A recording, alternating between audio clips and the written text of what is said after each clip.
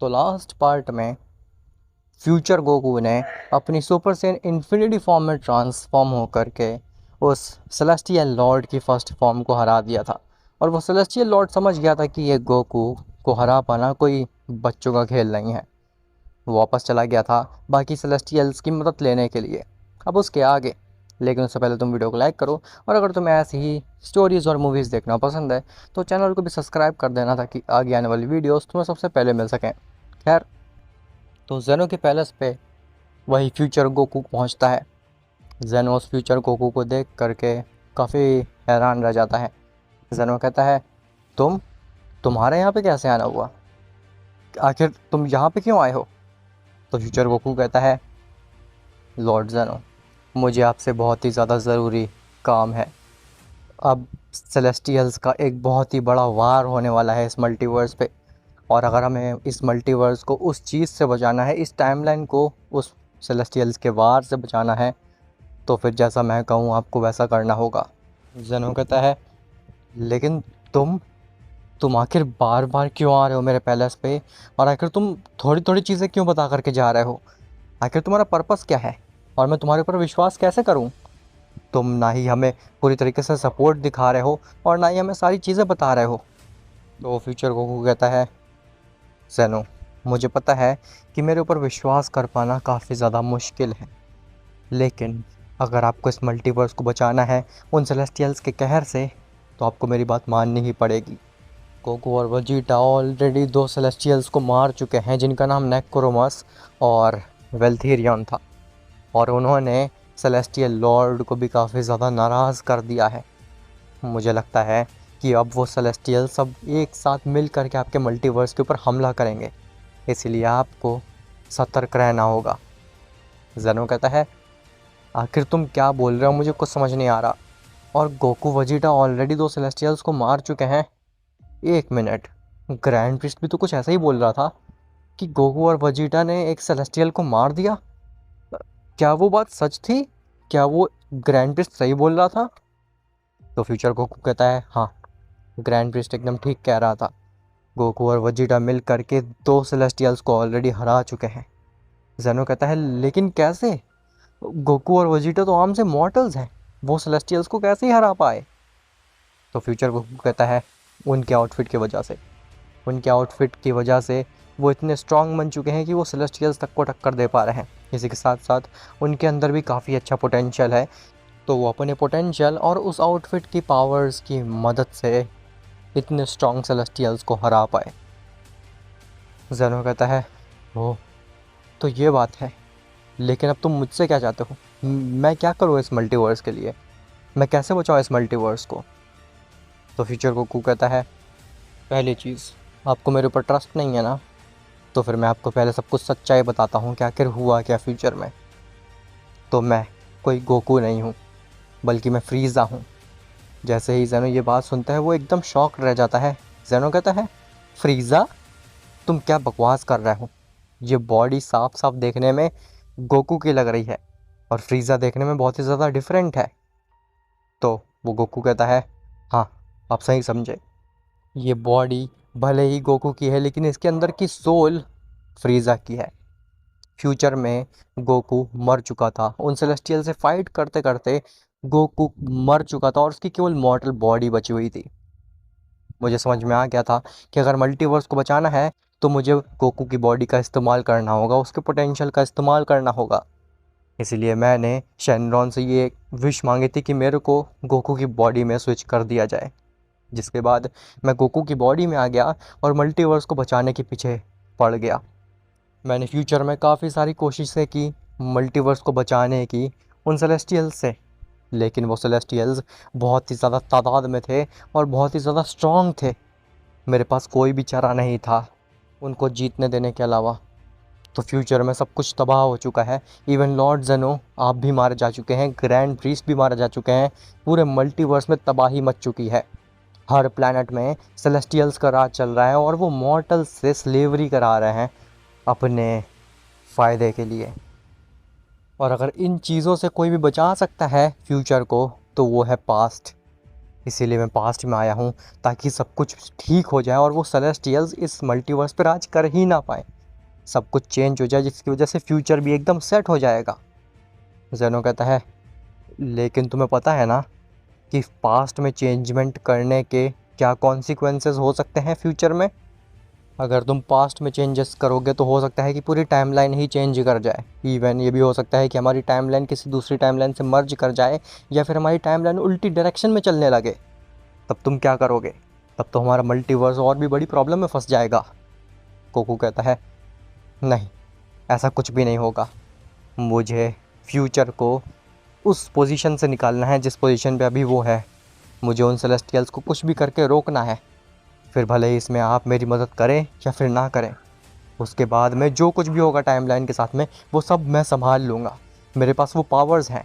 मैं infinity Shenron को समन करके अपनी टाइमलाइन को ठीक कर सकता हूँ, लेकिन उसके लिए भी मुझे आपकी मदद चाहिए होगी। जेनो कहता है, ठीक है, अब मुझे तुम्हारे ऊपर थोड़ा सा विश्वास हो रहा है। बताओ, आखिर मैं तुम्हारी क्या मदद कर सकता हूँ? तभी वहाँ पे एंजल्स और ग्रैंड प्रिस्ट आ जाते हैं। ग्रैंड प्रिस्ट कहता है, लॉर्ड जेनो, बहुत बड़ी प्रॉब्लम हो गई है। हमारे मल्टीवर्स पे बहुत सारी चीज़ें एक साथ वार कर रही हैं। फ्यूचर गोकू कहता है, वो आ गए। मुझे इसी चीज़ का डर था कि वो आ ना जाए, और वो आ गए। जेनो कहता है, क्या वो सेलेस्टियल्स आ गए? वो सभी सेलेस्टियल्स एक साथ वार कर रहे हैं? ग्रैंड प्रिस्ट कहता है, हाँ लॉर्ड जेनो, देखने में तो वो सेलेस्टियल्स ही लग रहे थे, लेकिन हम उन्हें कैसे रोकेंगे? मुझे नहीं लगता है कि हम इतने स्ट्रांग इनफ हैं कि उन सेलेस्टियल्स को रोक सकें। फ्यूचर गोकू कहता है, आप लोग उसकी चिंता मत करिए, बस जैसा मैं कह रहा हूँ वैसा करिए। बाकी मैं, गोकू, वजीटा, हम तीनों मिल करके उन सभी सेलेस्टियल्स को संभाल लेंगे। अब होने वाली है इस मल्टीवर्स की आखिरी वॉर, जिसमें पता चलेगा कि पास्ट चेंज होगा या फिर उन सेलेस्टियल्स की जीत होगी और वो हमारे ऊपर राज करेंगे। खैर, वहीं दूसरी तरफ अर्थ पे गोकू और वजीटा एक रिलैक्स्ड मोड में होते हैं, क्योंकि उन्हें लग रहा होता है कि अब सब कुछ ठीक हो चुका है। गोकू वजीटा से कहता है, वजीटा, क्या तुमने उस फ्यूचर गोकू की वो फॉर्म देखी थी? वो कितनी लाजवाब थी। वो तो बिल्कुल भी बूढ़ा लग ही नहीं रहा था, और वो इतना स्ट्रांग था कि उसने एक ही पंच में सेलेस्टियल लॉर्ड की धज्जियाँ उड़ा दी। इवन सेलेस्टियल लॉर्ड तक घबरा गया उस गोकू से। वजीटा कहता है, तुमने ठीक कहा हैकरॉट, लेकिन मुझे लगता है कि इस बार वो बीइंग दोबारा से आएगा, वो सेलेस्टियल लॉर्ड दोबारा से आएगा, और इस बार कई गुना ज़्यादा स्ट्रांग बन के आएगा वो। तभी वहाँ पे सभी सेलेस्टियल्स और सेलेस्टियल लॉर्ड एक साथ आ जाते हैं। उन सभी सेलेस्टियल्स और सेलेस्टियल लॉर्ड को देख करके गोकू वजीटा शॉक्ड रह जाते हैं। सेलेस्टियल लॉर्ड कहता है, सभी सेलेस्टियल्स, इस अर्थ को चारों ओर से घेर लो। मुझे इन मॉर्टल्स को एक भी मौका नहीं देना है बचने का। बाकी सेलेस्टियल्स कहते हैं, लॉर्ड, हमें इतना ज़्यादा प्रिकॉशन लेने की ज़रूरत नहीं है। ये दोनों तो बस आम से मॉर्टल्स हैं, ये हमारा क्या ही बिगाड़ लेंगे। सेलेस्टियल लॉर्ड कहता है, नहीं, ये आम मॉर्टल नहीं है।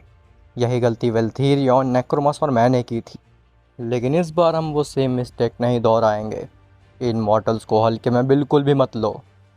गोकू कहता है, वजीटा, अब हम क्या करेंगे? ये सभी सेलेस्टियल तो हमारे ऊपर वार करने के लिए आ रहे हैं। वजीटा कहता है, कैकरॉट, घबराओ नहीं, हम इन सभी सेलेस्टियल से निपटेंगे और इनको हरा करके ही रहेंगे।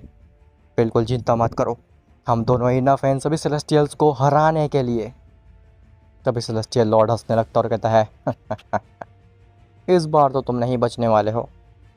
इस बार भले ही तुम्हें कोई फ्यूचर से बचाने क्यों ना आ जाए, या फिर तुम किसी नई फॉर्म में ट्रांसफॉर्म ही क्यों ना हो जाओ, मुझसे तुम नहीं जीतने वाले हो।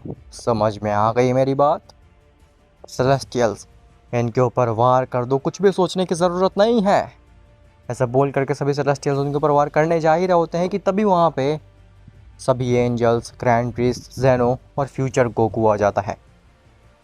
उन सभी को देख करके सेलेस्टियल लॉर्ड खुश हो जाता है, लेकिन वो फ्यूचर गोकू को देख करके थोड़ा सा तो घबरा जाता है।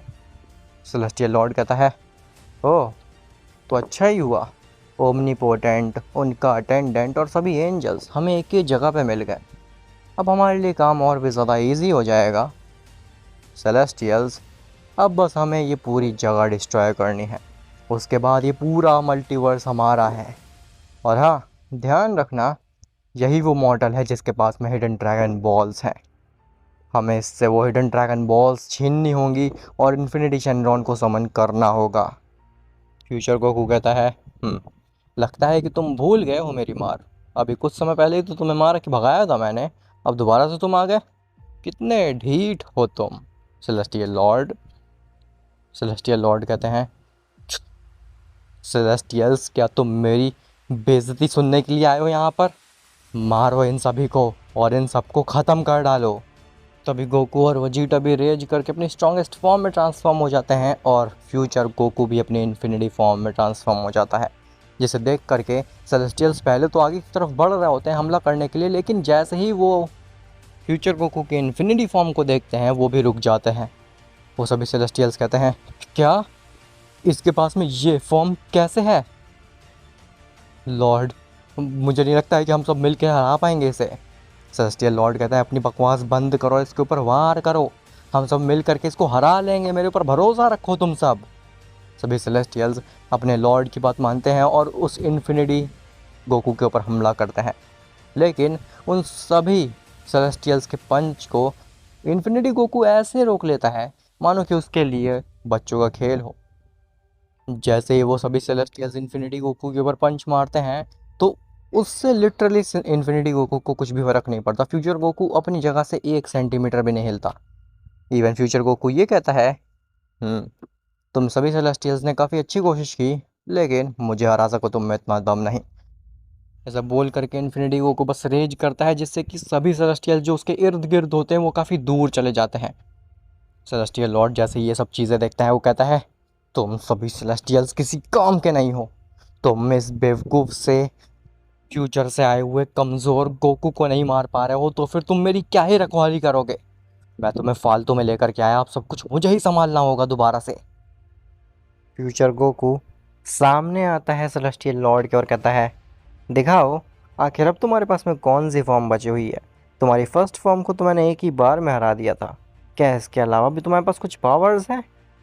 सेलेस्टियल लॉर्ड कहता है, अपनी बकवास बंद करो और मिलो मेरी नई पावर से। ऐसा बोल करके सेलेस्टियल लॉर्ड रेज करने लगता है और वो सबसे पहले ट्रांसफॉर्म होता है अपनी फर्स्ट फॉर्म में, लेकिन वो फिर भी रेज करता रहता है और उसकी पावर्स इतनी ज़्यादा एक्सीड कर जाती हैं कि वो पूरे सोलर सिस्टम को तहस नहस कर देता है केवल अपने ऑरे से। सेलेस्टियल लॉर्ड इतनी तेज़ रेज करता है कि उसकी वजह से अर्थ और जितने भी प्लैनेट्स, इवन सन भी होता है, वो सभी चीज़ें डिसअपीयर हो जाती हैं एकदम से। सेलेस्टियल लॉर्ड कहता है, अब मैं दिखाता हूँ तुम्हें अपनी सेकंड फॉर्म, जो कि मेरी फर्स्ट फॉर्म से तो कई गुना ज़्यादा स्ट्रॉन्ग है और तुम्हारी इस बकवास सी फॉर्म को तो काफ़ी इजीली डिफीट कर सकती है। ऐसा बोल करके सेलेस्टियल लॉर्ड रेज करता है और वो ट्रांसफॉर्म हो जाता है एक अजीब और गरीब फॉर्म में, जो कि उसकी फर्स्ट फॉर्म से और भी ज़्यादा स्ट्रॉन्ग और ख़तरनाक लग रही होती है।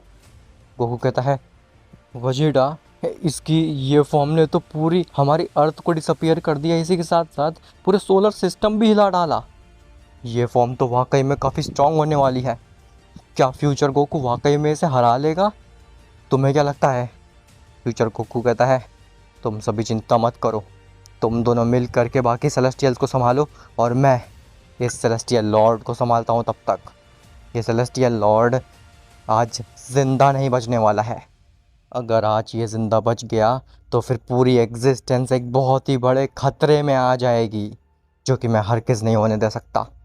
मुझे किसी भी हालत में फ्यूचर को बचाना होगा, और अगर आज तुम नहीं मरे तो फिर फ्यूचर, पास्ट, प्रेजेंट सब कुछ तहस नहस हो जाएगा, जो कि मैं बिल्कुल हरगिज़ नहीं होने दे सकता।